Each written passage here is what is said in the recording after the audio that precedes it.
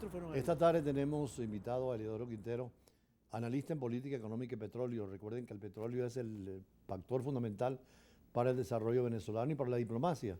Somos privilegiados con este recurso.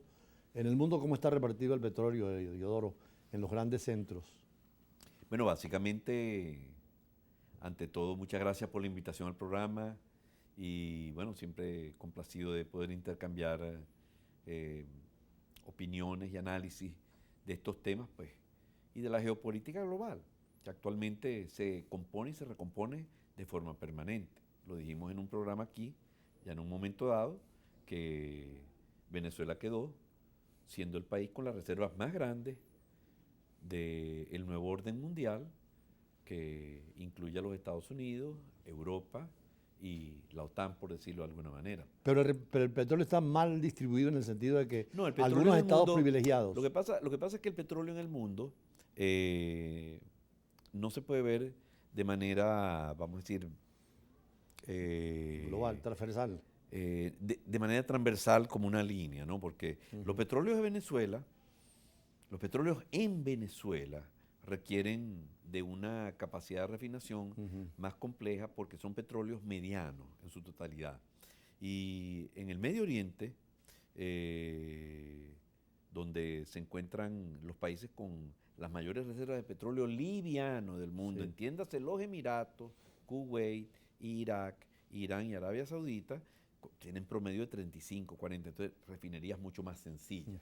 Entonces, el petróleo, las reservas probadas en el mundo, desde el punto de vista liviano, están allá, pero las reservas probadas más grandes que hay en volumétricamente hablando, están en Venezuela y en Arabia Saudita. Venezuela está cerca de los 300.000 millones de reservas probadas, pero de los cuales 250 o 240 son de la faja. Y en cambio Arabia Saudita, con promedio de pozo productor de 10.000 barriles día, Venezuela el promedio de pozo productor en un momento dado, antes de esta reducción de los últimos 7, 8 años, era de 200 barriles. Se necesitarán aproximadamente unos 50 pozos para producir lo que producía un pozo en Arabia Saudita. No, Entonces, me refería más, Eliodoro, a algún analista internacional que decía que uno de los problemas del petróleo es que está repartido en forma irregular. En algunos países se concentra mucho petróleo y en la mayoría de estados no tienen acceso a esa riqueza.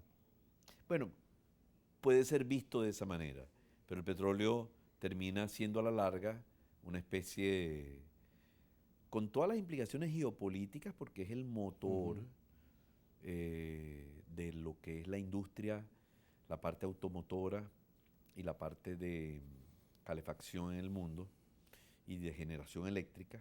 Eso implica la parte industrial.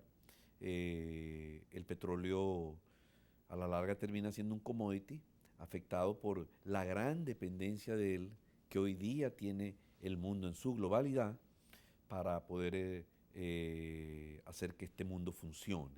Entonces el petróleo realmente, la OPEP como tal, llegó en un momento dado a tener el 80% de las reservas probadas de petróleo como tal, y también en gas.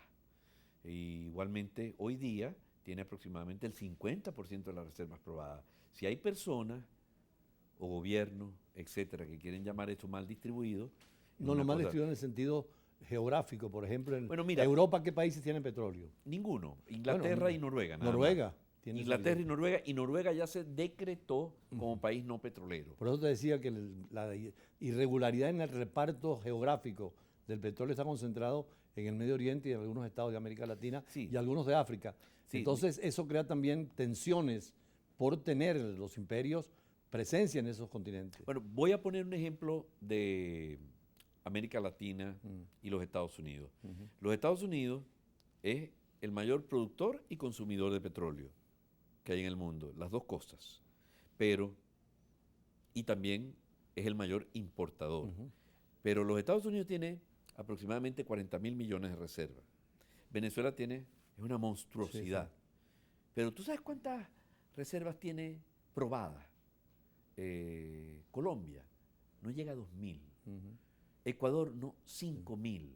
Argentina 7.000, Brasil, y con toda esa gran infraestructura petrolera que tiene, no llega a 20.000. Además un petróleo offshore, ¿no? Sobre todo en Brasil. Incluyendo lo que llaman el pre-salt, Sí. y todo lo que existe en Brasil, son aproximadamente 20-25 mil millones de barriles de petróleo probado. En base a eso es que trabajan. Y en base a eso es que viene la curva. Tienen que ir descubriendo nuevas reservas. En Venezuela no. Además, Venezuela tiene una gran ventaja.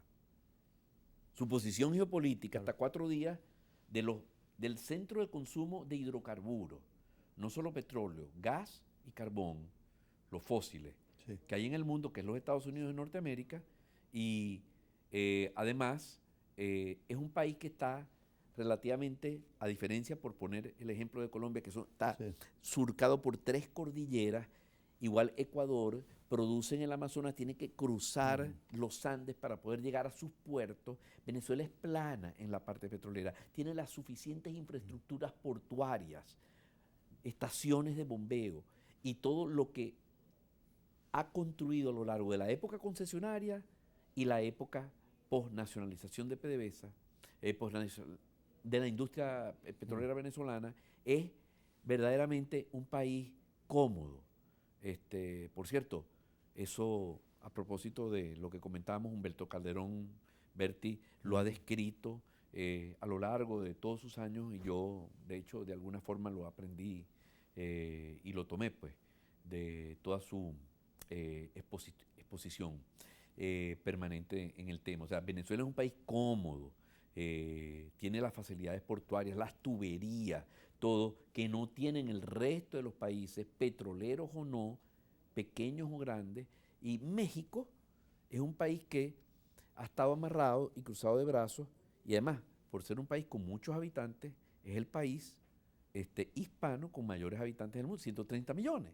Entonces, prácticamente de lo que produce, se consume más de la mitad y está muy bajo en producción. O sea y que es en reservas, que no lo mencioné, no llega a 10.000 millones de O sea que es un barriles. regalo de Dios para Venezuela, esa inmensa riqueza que tenemos. Vamos a un corte y seguimos conversando con Elidoro Quintero sobre el tema que él domina y en el cual ha trabajado toda su vida, que es el mundo del petróleo. Ya regresamos. De la inmensa mayoría de los venezolanos, a fin